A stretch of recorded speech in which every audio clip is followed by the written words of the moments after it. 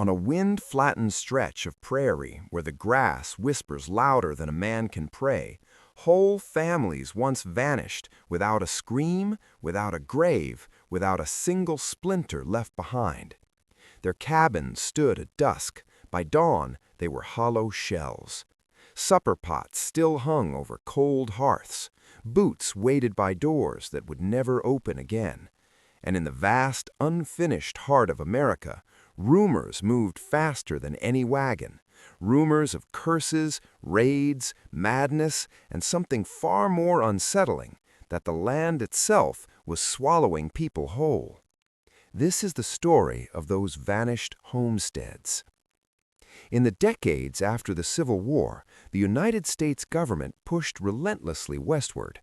The Homestead Act promised 160 acres to anyone willing to tame it.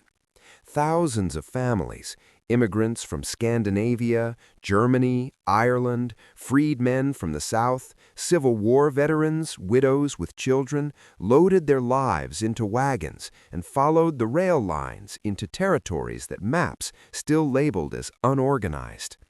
They believed in soil and sweat. They believed in ownership. They believed in tomorrow. The prairie did not believe in them. In the spring of 1873, the Gunderson family arrived in western Minnesota, near the edge of what settlers then called the Big Woods. Lars Gunderson, a Norwegian immigrant with a beard the color of flax, had survived 2 Atlantic crossings, one literal, one metaphorical. America was supposed to be rebirth. His wife, Ingrid, carried seeds wrapped in linen from her mother's garden. They built a sod house first, then a small timber cabin. By autumn, their wheat stood waist-high and golden. Neighbors later recalled that the Gundersons were quiet but kind. On Sundays, they rode by wagon to the nearest settlement for prayer meetings. Ingrid was known for her bread. Lars spoke little English but worked harder than any 3 men. Then came the winter of 1873-74, one of the coldest on record. Blizzards struck without warning. Snow fell sideways for days. Cattle froze standing up. Children got lost between house and barn and were found only when spring thaw revealed them. In February, a neighbor named Thomas Hale attempted to visit the Gunderson homestead after a storm finally cleared. The snow lay in hard drifts, glittering under a brittle sun. Hale's horse balked as they approached. The cabin door hung ajar. Inside, the hearth was cold. A pot sat overturned on the floor, its contents frozen solid. 2 chairs lay tipped over. A blanket rested half-folded on the bed, as if someone had risen mid-sleep. No bodies, no blood, no signs of struggle. The livestock in the small shed had either starved or broken free. The strangest detail, there were no tracks leading away from the cabin. The snow outside lay smooth and undisturbed, except for Hale's own. Search parties combed the area for days. They found nothing. No crows and corpses, no wagon ruts, no scraps of clothing. It was as if the family had stepped into the air and dissolved.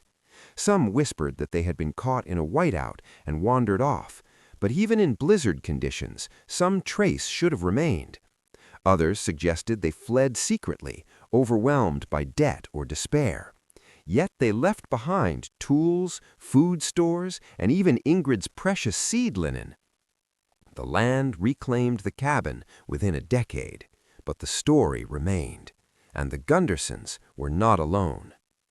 Across the Great Plains and into the territories of Nebraska, Kansas, and the Dakotas, newspapers occasionally reported similar disappearances, brief columns buried between crop prices and railway schedules, family missing from homestead, cabin found deserted, search yields no clues. In 1886, in central Nebraska, the Whitaker family vanished under far different circumstances. The prairie there was open and endless, broken only by cottonwood trees lining a shallow river. Samuel Whitaker was a Civil War veteran who had seen enough death to harden any man. He built a frame house rather than sod, painted it white, and planted corn in disciplined rows. His wife, Eliza, kept a journal, one of the few records we have of life before they disappeared. Her entries spoke of isolation. Wind again today, the children restless. Samuel says we must not complain. He says this is the price of owning land. Weeks later, strange riders seen on the ridge. Samuel says they are likely hunters. I do not like how they watched. Tension between settlers and native tribes was a constant undercurrent in the West, but by the mid-1880s in that region, large-scale conflicts had mostly subsided.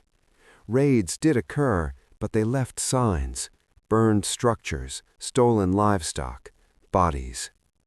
On the morning of June 14th, a neighbor boy came riding hard into town. He had found the Whitaker house open, chickens wandering through the yard. The table was set for breakfast. A coffee cup lay shattered on the floor. Samuel's rifle remained mounted above the hearth. Inside the barn, the family's horses were gone.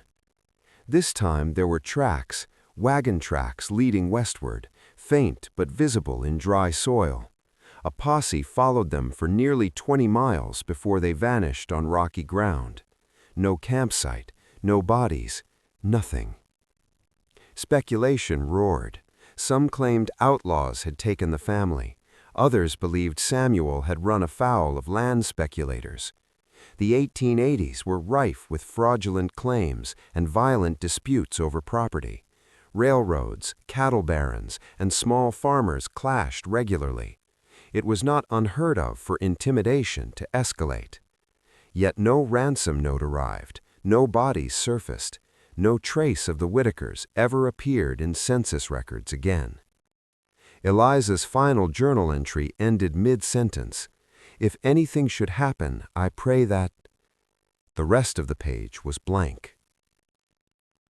As railroads expanded and telegraph lines stitched the country together, America liked to believe it had conquered distance. But communication did not equal safety. The frontier remained a place where law enforcement was thin and accountability thinner. In 1892, in the Oklahoma Territory, the Harjo Callahan homestead presented a different puzzle. This was a mixed household. Daniel Callahan, an Irish immigrant, had married Mary Harjo, a Muskogee woman whose family had endured forced removal decades earlier. They attempted to straddle two worlds, farming wheat while honoring tribal traditions. Their disappearance was discovered by Mary's cousin, who arrived to find the house intact but eerily orderly. Beds made, dishes cleaned, clothing folded in chests. It looked less like a struggle and more like a careful departure. But they left behind something no family would willingly abandon: their infant's cradle. No wagon missing, no horses taken, no food packed. Territorial marshals investigated briefly, but found no evidence of crime. Some white neighbors muttered about Indian magic or old tribal feuds. Tribal members countered that white vigilantes had been pressuring mixed families to vacate desirable land. The truth dissolved into rumor. By the turn of the century, the frontier was officially declared closed. The census of 1890 had already suggested that unsettled land was nearly gone. America congratulated itself on completing its continental destiny. Yet isolated vanishings persisted, though they grew rarer. One of the most documented cases occurred in 1909 in northern Idaho. The Merrill family operated a modest homestead near dense forest, miles from the nearest rail stop. Logging camps dotted the region, rough places filled with transient workers.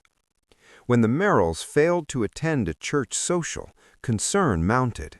A small group rode out to check on them. They found the cabin locked from the outside, windows shuttered. Inside, everything appeared undisturbed: food in the pantry, beds slept in. a deck of cards mid-game on the table. Behind the house, near the tree line, searchers discovered something chilling, a shallow depression in the earth, as if something heavy had been dragged, but it ended abruptly. The forest there was ancient and thick. Bears, wolves, cougars, predators existed, but predators left remains. The local sheriff suspected foul play involving loggers. A few men were questioned, one briefly jailed, but lack of evidence forced release. Newspapers speculated wildly. Some readers wrote letters insisting the family had staged their disappearance to escape debt. Others insisted secret societies operated in the woods. The Merrill land was eventually sold. The new owners claimed they heard strange knocks at night on the cabin walls. But grief can echo in wood long after the living depart. What explains these vanished homesteads? The historian must begin with the obvious. Life on the frontier was brutal. Blizzards, droughts, prairie fires, disease, any of these could wipe out a family. In winter storms, bodies could be buried under snow and never found. In prairie fires, remains could be reduced beyond recognition.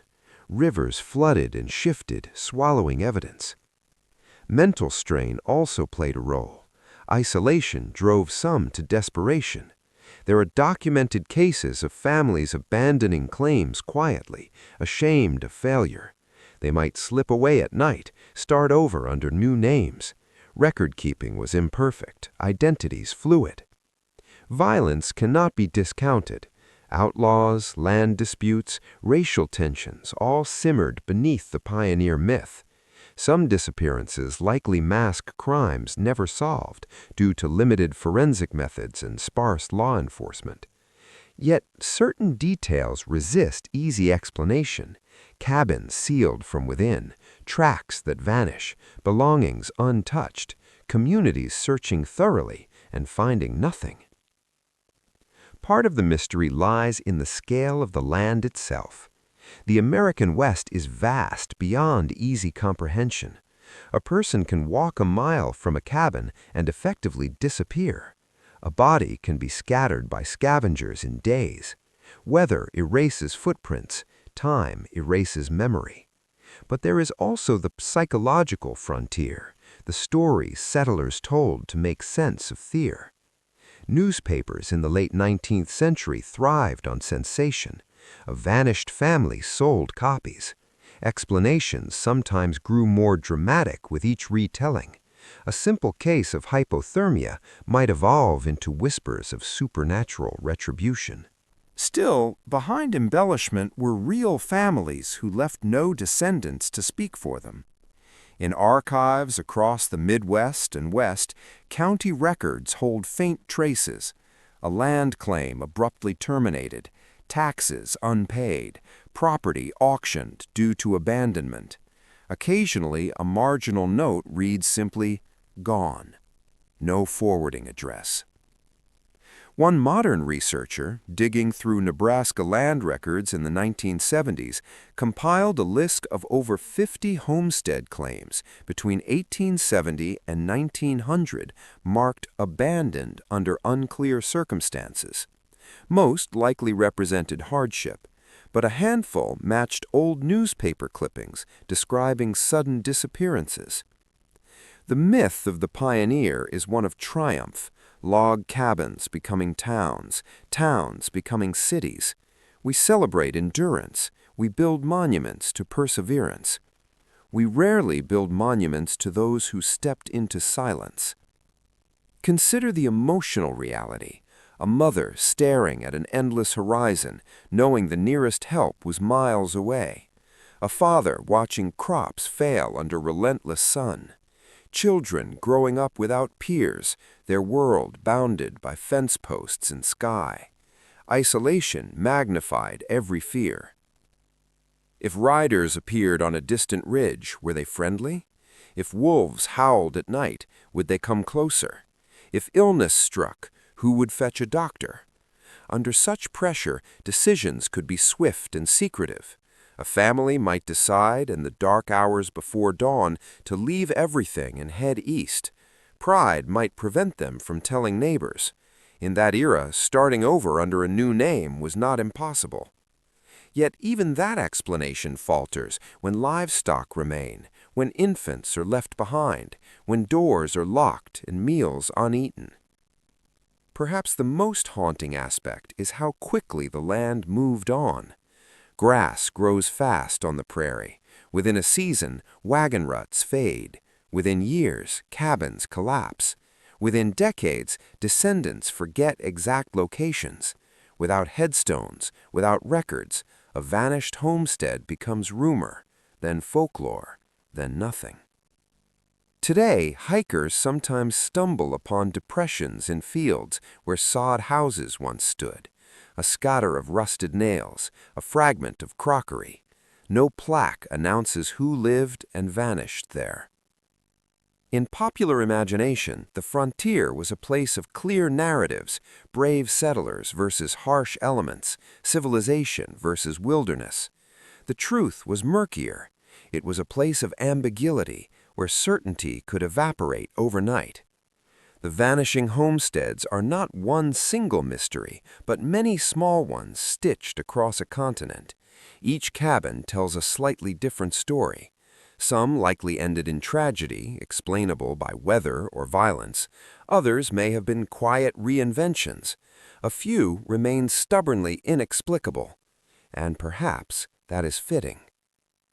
The American West was never just a stage for destiny. It was a crucible of human limits. For every town that flourished, another failed. For every family that prospered, another broke under strain. In the end, the prairie keeps its secrets well. Wind combs the grass in long, patient strokes. Snow falls and smooths the earth into innocence. Forests reclaim clearings. Rivers change course. Somewhere beneath fields of corn and subdivisions and highways lie the forgotten footprints of those who tried to carve permanence from impermanence and were instead absorbed into the vast, indifferent landscape. If you stand at dusk on an empty stretch of Midwestern plain, you can almost imagine a lantern flickering where no house stands, a door opening into darkness, a family stepping out into the night for reasons we will never fully know. And by morning, as always, the horizon remains, wide, silent, and utterly without answers. By the time the 20th century matured into modernity, automobiles replacing wagons, telephones humming along rural roads, the idea of a family simply vanishing from its home seemed increasingly implausible. America was mapped, measured, fenced, and taxed. There were sheriffs with motor cars now, newspapers with wire services, census takers who knocked with bureaucratic precision. And yet, in quiet county archives, certain files end the same way they had in the 1870s, abruptly. In 1918, in eastern Montana, the Halverson homestead sat alone on a stretch of high plains where the wind never seemed to rest. Ole Halverson was the son of immigrants, born on American soil, but raised with the old country frugality that defined his parents. He had married Clara Jensen, and together they claimed land during the final years when parcels were still available under expanded homestead provisions. The Great War raged in Europe, but in Montana the battle was against drought. Crops failed repeatedly between 1917 and 1919. Many homesteaders abandoned their claims in what historians now call the Great Dry. Entire communities withered. When neighbors stopped seeing smoke from the Halverson chimney, they assumed at first that Ole had taken seasonal work in town. Weeks passed. A rancher rode out to check. The house stood closed, curtains drawn. Inside, dust already coated the table. A Bible lay open to the book of Job.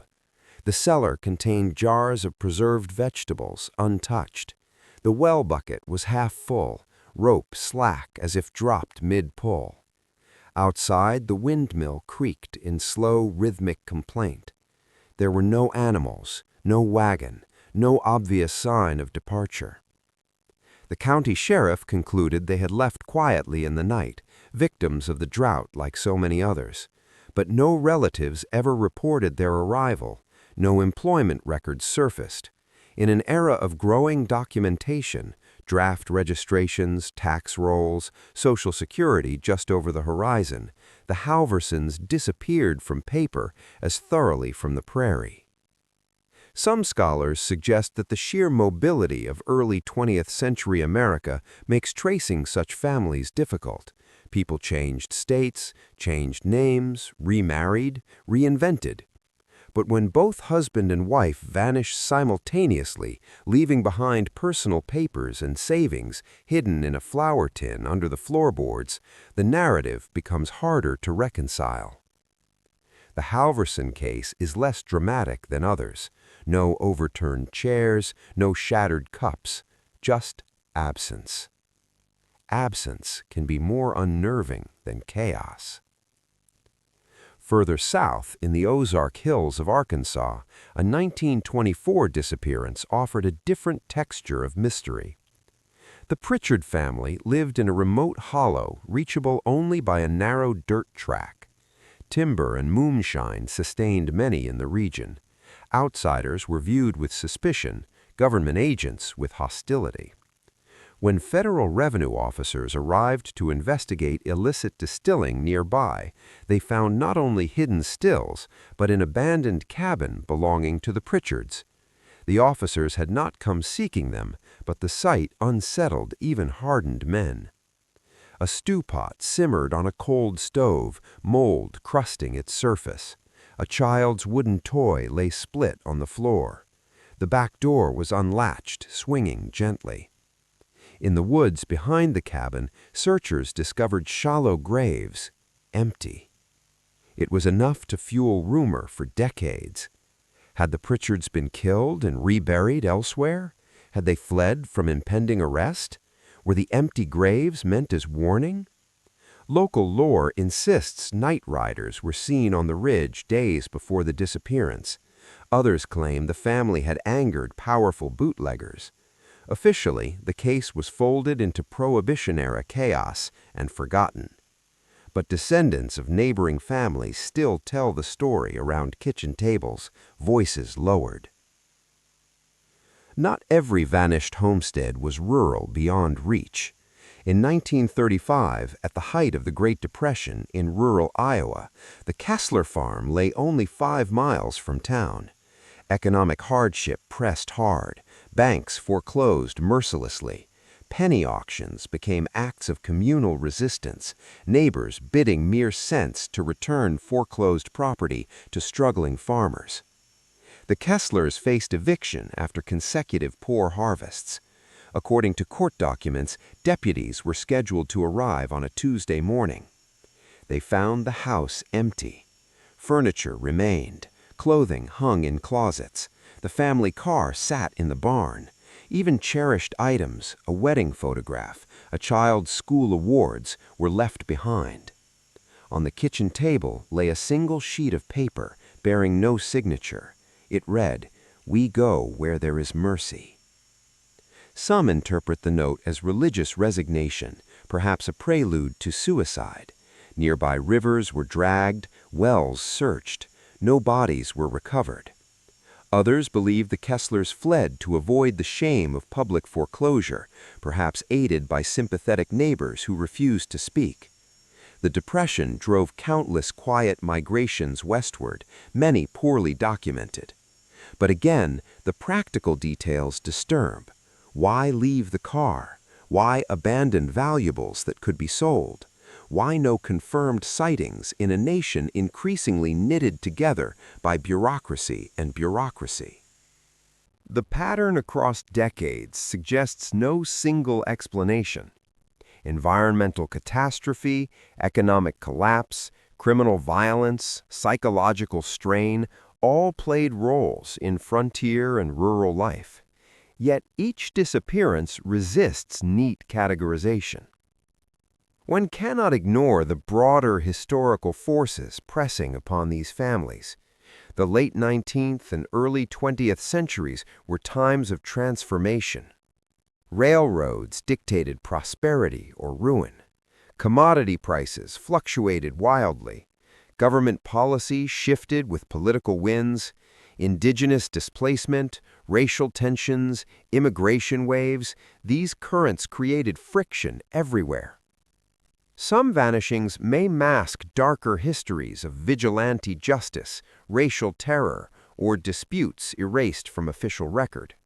In certain counties, especially in the post-Reconstruction South and parts of the West, violence against marginalized families was underreported or deliberately obscured. A homestead found empty could represent more than mystery. It could represent silence enforced. Modern historians examining land transfer records sometimes notice abrupt ownership changes following abandonment. In a few cases, neighbors acquired property at suspiciously low prices. But suspicion is not proof, and time has dulled most trails beyond recovery. There are also natural explanations, both mundane and horrifying. Prairie sinkholes collapse without warning. Flash floods sweep away structures in minutes. Wildfires in dry seasons can consume a cabin so thoroughly that little recognizable remains, especially before modern firefighting. In forested regions, predation and scavenging accelerate decomposition. A body left unburied may be scattered across acres within days. Without coordinated search efforts, rare in earlier eras, remains could easily go undiscovered. Yet we return to the details that defy simple cause. Meals uneaten, doors locked, infants' belongings left behind, tracks that stop mid-field. Human beings are storytellers by nature. Where facts thin, imagination thickens. By the mid-20th century, some of these vanished homesteads entered the realm of folklore. Roadside attractions in certain Midwestern towns advertised mystery houses where entire families were said to have dissolved into thin air. Teenagers dared one another to spend nights in abandoned farmhouses, rumored to be haunted by those who never left. But behind embellishment lies a sobering reality. Record-keeping in rural America was inconsistent well into the 1900s. Census takers missed remote families, clerks misspelled names, fires destroyed courthouses, floods ruined archives. In 1921, the Tulsa Race Massacre demonstrated how swiftly and thoroughly entire communities could be erased from official narrative. While that tragedy centered in a city rather than a homestead, it stands as a stark reminder. Absence in records does not equal absence in reality. History can be deliberately buried. Thus, when examining vanished homesteads, scholars must balance skepticism with humility. Not every mystery has a dramatic solution. Some are products of bureaucratic gaps. Others conceal violence unacknowledged. There is one more dimension often overlooked, the emotional weight of expectation. The myth of the American frontier demanded success. Failure was personal, almost moral. Letters home to relatives back east painted optimistic pictures. Newspapers promoted boundless opportunity. Admitting defeat carried shame. A family on the brink, crops failed, debts mounting, might choose disappearance over humiliation. Changing names was easier before digital records and centralized databases. Railroad lines could carry a person from Nebraska to Oregon in days. A new town meant new beginnings. If so, some vanished homesteads are not tragedies, but reinventions. Yet reinvention rarely involves leaving behind every possession. In 1947, in a remote corner of Northern California near the Oregon border, the Doherty Ranch became one of the last widely reported homestead disappearances in the contiguous United States. By then, radios connected even isolated homes. The war had ended. Prosperity was returning. The Dohertys, parents and two teenage sons, were known locally as self-sufficient but friendly. When mail began accumulating at the roadside box, a forest ranger investigated. He found the ranch house intact. The family's dog, emaciated but alive, wandered the yard. Inside, a radio hummed faintly with static. Plates sat in the sink. A calendar on the wall was marked with upcoming appointments, none crossed off. The pickup truck remained in the shed. A search involving state police, volunteers, and even early aerial reconnaissance covered miles of rugged terrain. Nothing surfaced. No signs of struggle, no financial distress, no known enemies. By the late 1940s, America had developed sophisticated investigative tools compared to 1870s, yet even then, terrain could defeat technology. The Doherty case gradually slipped from headlines, overshadowed by Cold War anxieties and post-war optimism. Today, if you search county records, you'll find only brief mentions: presumed deceased, property transferred to distant relatives. Presumed. That word bridges law and uncertainty. It allows estates to settle, land to change hands. It does not provide explanation. Across a century of expansion and consolidation, from sod houses to radio-equipped ranches, the pattern remains consistent: sudden absence, limited evidence, eventual legal closure without narrative closure. For experts studying these cases, patterns matter. Geography matters. Climate data matters. Economic cycles matter. But so does acknowledging the limits of historical reconstruction. We are separated from many of these families not only by time, but silence. Silence of lost letters, burned courthouses, unmarked graves, and choices never recorded. Standing in a field where a cabin once stood, you confront a paradox of American history. The nation prides itself on documentation, on archives, deeds, certificates, yet vast spaces once allowed people to fall between cracks wide as horizons. Perhaps the most honest conclusion is not a single theory, but a mosaic. Some homesteads vanished due to weather so extreme it erased evidence, some due to crime never prosecuted, some due to despair and quiet flight, some due to accidents misread as mysteries.